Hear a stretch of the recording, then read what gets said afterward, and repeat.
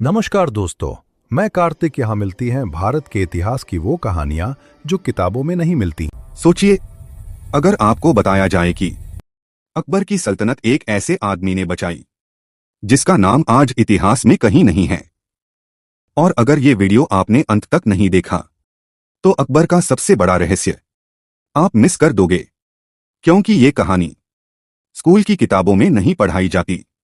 1565 का हिंदुस्तान। मुगल सल्तनत बाहर से जितनी मजबूत दिखती थी, अंदर से उतनी ही खोखली थी। राजपूत विद्रोह, अफगान साजिशें और अपने ही दरबार में गद्दार। अकबर जानता था, तलवार से ज्यादा खतरनाक होता है एक छुपा हुआ दुश्मन। और तभी इतिहास के पर्दे के पीछे एक ऐसा आदमी आता है जिसे हम आज अकबर का साया कह सकते हैं। उस जासूस का नाम किसी फरमान में नहीं मिलता, किसी सिक्के पर नहीं छपा। वो ना दरबार में बैठता था, ना सेना का हिस्सा था। वो कभी फकीर बनता, कभी व्यापारी, तो कभी एक आम नौकर। उसका काम सिर्फ एक था, देशद्रोह को जन्म लेने से पहले मार देना। 1572 गुजरात में अकबर की सत्ता डगमगा रही थी। दरबार को खबर मिली, अकबर के ही एक सेनापति ने विदेशी ताकतों से हाथ मिला लिया है, लेकिन कोई सबूत नहीं। अकबर ने सिर्फ 3 शब्द कहे, उसे भेज दो। और अगली सुबह वो सेनापति गायब था। ना लाश, ना मुकदमा, ना इतिहास। यह जासूस सिर्फ जानकारी नहीं लाता था, वो फैसले भी लेता था।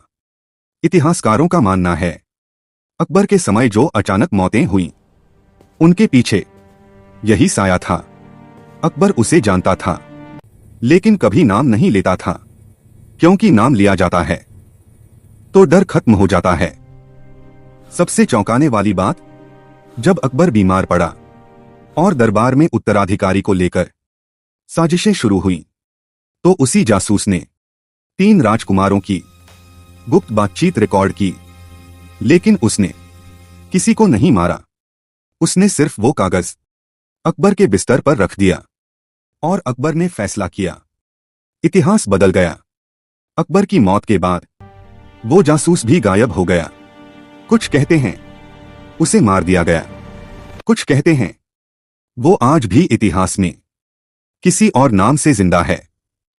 लेकिन एक बात तय है, अगर वो आदमी ना होता तो शायद मुगल सल्तनत कभी टिक ही नहीं पाती।